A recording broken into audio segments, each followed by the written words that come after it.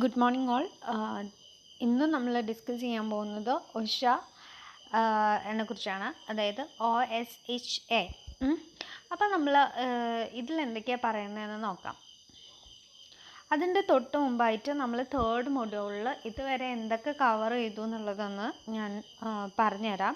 നമ്മൾ ആദ്യം തന്നെ നമ്മൾ എന്ത് ചെയ്തു, requirement of emergency plan as per factory act കണ്ടു. Then requirement of emergency plan as per MSIH rules കണ്ടു. Then requirement of emergency plan as per chemical accident rules നോക്കി. Then emergency planning and preparedness in international standard IS 14001. Then emergency planning and preparedness in international standard OSAS 18001. then നമ്മൾ OSAS 18001 2007 ഇത്രയും കാര്യങ്ങൾ നമ്മൾ cover ചെയ്തു. ഇനി ഇതും കൂടെ കഴിഞ്ഞ് കഴിഞ്ഞാൽ നമുക്ക് വേറെ കുറച്ച് ഡിഫറെൻ്റ് ആയിട്ടുള്ള പാട്ടാണ് നോക്കാനുള്ളത്. അപ്പം നമ്മൾ ഇത്രയും കാര്യങ്ങൾ കവർ ചെയ്തു. ഇനി നെക്സ്റ്റ് നമുക്ക് ഓഷയും കൂടെ പഠിച്ചു കഴിഞ്ഞാൽ ഇതിൻ്റെ ബാക്കി പാട്ട് നോക്കാം.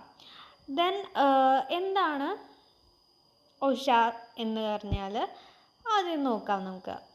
അതായത് occupational safety and health administration, ഇതാണ് OSHA. ഇതിൽ എസ് ഇല്ല കേട്ടോ, OSHA എന്ന് വരെയുള്ളൂ.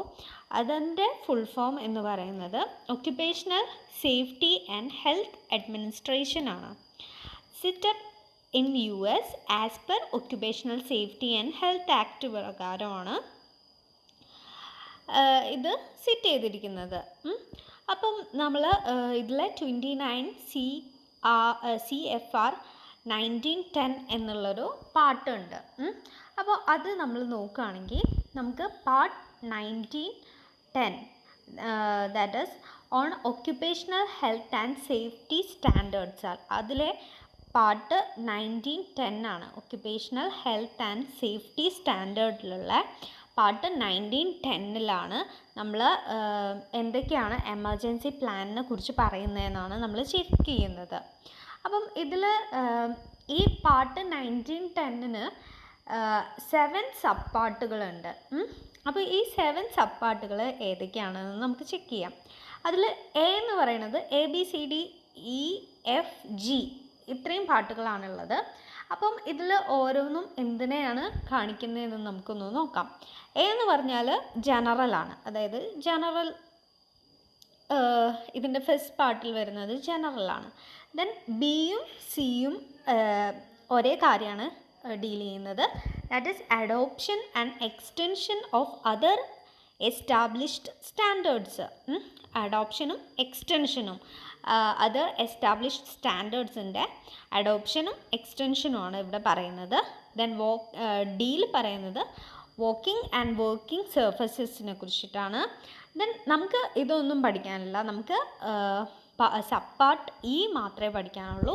ഇയിലാണ് നമ്മുടെ എക്സിറ്റ് റൂട്ട്സ് ആൻഡ് എമർജൻസി പ്ലാനിങ്ങിനെ കുറിച്ചിട്ട് പറയുന്നത്.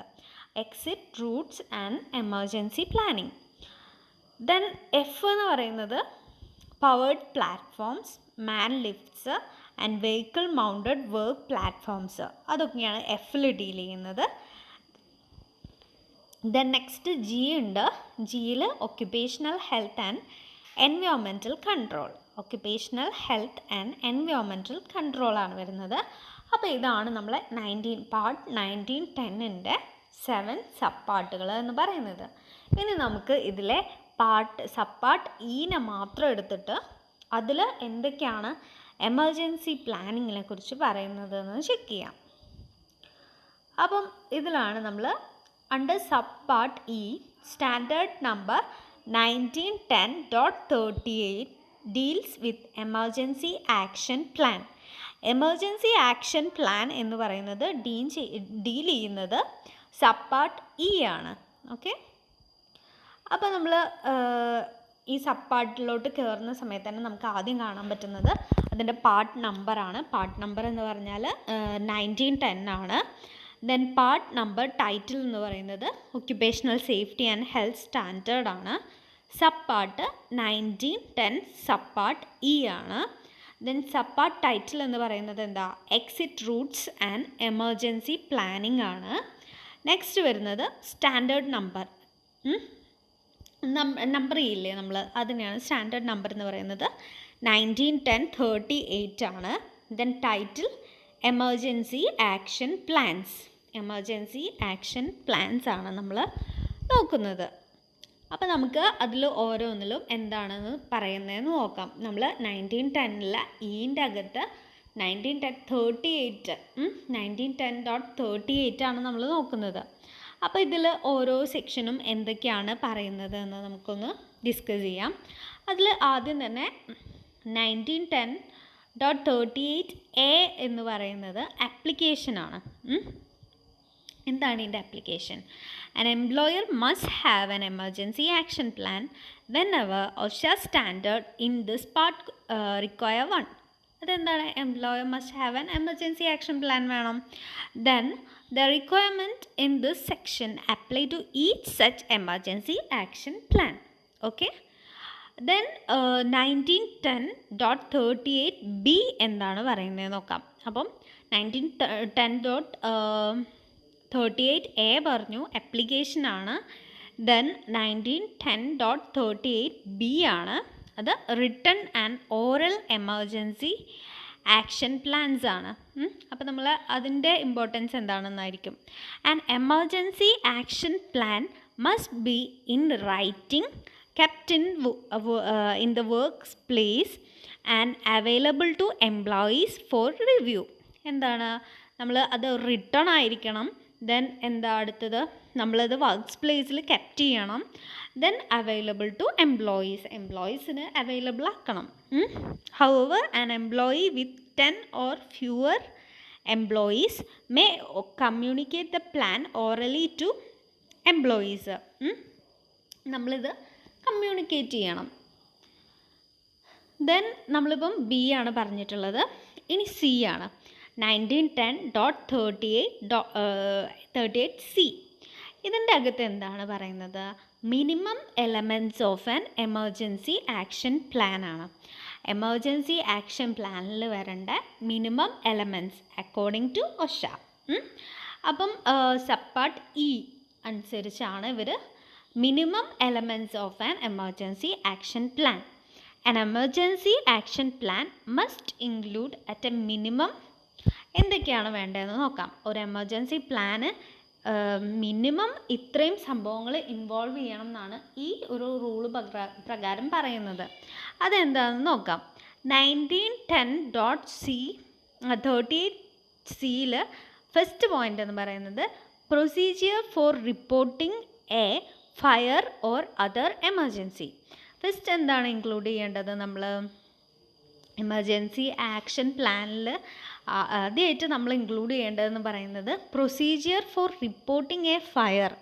അതായത് ഒരു ഫയർ ഉണ്ടായി, അപ്പോൾ അത് റിപ്പോർട്ട് ചെയ്യാനുള്ള പ്രൊസീജിയർ വേണം. ഫയർ അല്ലെങ്കിൽ നമുക്ക് എന്താണ്, ഒരു എമർജൻസി സിറ്റുവേഷൻ ഉണ്ടായി, അത് റിപ്പോർട്ട് ചെയ്യാൻ വേണ്ടിയിട്ട് നമ്മൾ എന്താണ് പ്രൊസീജിയർ ഇതിൻ്റെ അകത്ത് ഇൻക്ലൂഡ് ചെയ്യിക്കണം. ദെൻ സെക്കൻഡ് പോയിൻ്റ് എന്ന് പറയുന്നത് പ്രൊസീജിയർ ഫോർ എമർജൻസി ഇവാക്യുവേഷൻ ആണ്. എമർജൻസി ഇവാക്യുവേറ്റ് ചെയ്യാൻ, ആളുകൾ ഇവാക്യുവേറ്റ് ചെയ്യാനുള്ള പ്രൊസീജിയർ ഇൻവോൾവ് ചെയ്യണം. Including type of evacuation and exit route assignments. എന്തൊക്കെയാണ് അതിൻ്റെ അകത്ത് ഇൻക്ലൂഡ് ചെയ്യേണ്ടത്? ടൈപ്പ് ഓഫ് ഇവാക്യുവേഷൻ, ഏത് തരത്തിലാണ് നമ്മൾ ഇവാക്യുവേറ്റ് ചെയ്യുന്നത്, അതുപോലെ തന്നെ എക്സിറ്റ് റൂട്ട് അസൈൻമെൻറ്റ്സും ഇൻക്ലൂഡ് ചെയ്യിക്കണം. ദെൻ നെക്സ്റ്റ് വരുന്ന തേർഡ് പോയിൻ്റ് എന്ന് പറയുന്നത് procedure to be followed by employees who remain to operate critical plant operation before they evacuate. എന്തൊക്കെയാണ് പ്രൊസീജിയേഴ്സ് നമ്മളെ എംപ്ലോയീസ് ഫോളോ ചെയ്യേണ്ടത്? ഏത് എംപ്ലോയീസാണ്? നമ്മുടെ ക്രിട്ടിക്കൽ പ്ലാന്റ് ഓപ്പറേഷൻ നടത്തുന്ന എംപ്ലോയീസ് എന്തൊക്കെ ഫോളോ ചെയ്യണം, ഇവാക്യുവേഷൻ്റെ മുമ്പ് ഇവരെന്തൊക്കെ ഫോളോ ചെയ്യണം എന്നുള്ളതും നമ്മൾ എന്തിൻ്റെ അകത്ത് ഇൻക്ലൂഡ് ചെയ്യണം? എമർജൻസി ആക്ഷൻ പ്ലാനിൻ്റെ അകത്ത് ഇൻക്ലൂഡ് ചെയ്യണം. ദെൻ നമുക്ക് ഫോർത്ത് പോയിൻ്റ് എന്ന് പറയുന്നത് procedure to account for all employees after evacuation. After evacuation നമ്മൾ എന്തൊക്കെ പ്രൊസീജിയേഴ്സ് ഫോളോ ചെയ്യണം അത് ഇൻക്ലൂഡ് ചെയ്യണം. ദെൻ ഫിഫ്ത്ത് പോയിൻ്റ് എന്ന് പറയുന്നത് procedure to be followed by employees performing rescue or medical duties. Rescue and medical duties ഉള്ള procedures എന്തൊക്കെയാണ്. Then the name or job title of every employee who may be contacted by employees who need more information about the plan or an explanation of their duties under the plan. Okay, the name and job title of every employee നമ്മൾ അതിൻ്റെ അകത്ത് include ചെയ്യണം. Then അടുത്ത പറയുന്നതാണ് നമ്മളിപ്പം C പറഞ്ഞു, A പറഞ്ഞു, അതായത് 1910.38 എ എന്ന് പറഞ്ഞു, ബി പറഞ്ഞു, സി പറഞ്ഞു. ഇനി അടുത്തത് നമുക്ക് ഡി ആണ് വരുന്നത്. ഡിക്ക് അകത്താണ് നമ്മൾ എംപ്ലോയി അലാം സിസ്റ്റത്തിനെ കുറിച്ചിട്ട് പറയുന്നത്. അപ്പം എംപ്ലോയി അലാം സിസ്റ്റം എന്തായിരിക്കും? An employer must have maintain an employee alarm system.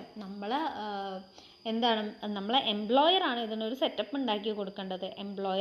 Employee alarm system maintain ചെയ്യാൻ വേണ്ടിയിട്ട് ആരാണ് ചെയ്യേണ്ടത്? എംപ്ലോയറാണ് ചെയ്യേണ്ടത്. The employee alarm system must use distinctive signal for each purpose and comply with their requirement in 1910.165. അപ്പം ഇവരെന്താണ്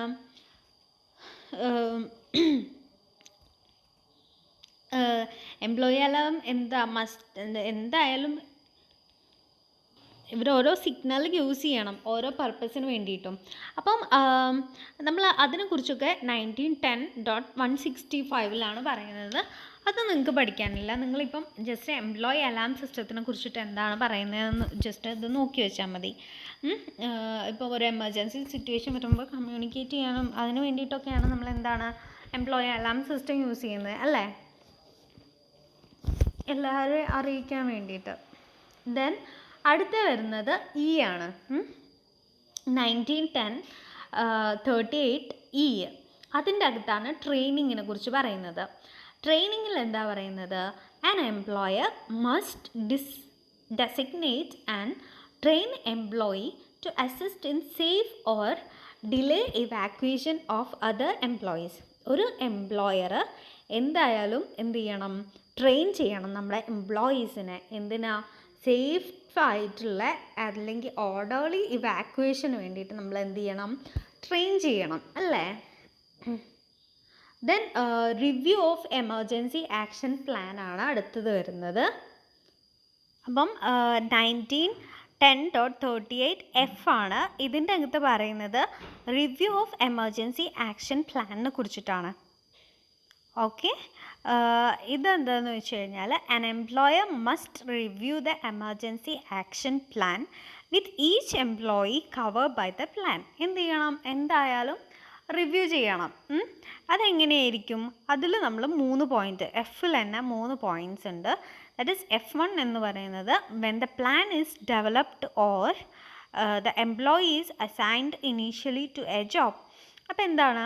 ആദ്യം plan develop ചെയ്യുന്നൊരു situation വരികയാണെങ്കിൽ, then when the employees responsibility under the plan change, responsibilities change ചെയ്യുകയാണെങ്കിൽ, then when the plan is changed, പ്ലാനെ change ചെയ്യുകയാണെങ്കിൽ ഒക്കെ നമ്മൾ എന്താണ്? റിവ്യൂ ചെയ്യും നമ്മുടെ എമർജൻസി ആക്ഷൻ പ്ലാനിനെ. അപ്പം ഇത്രയാണ്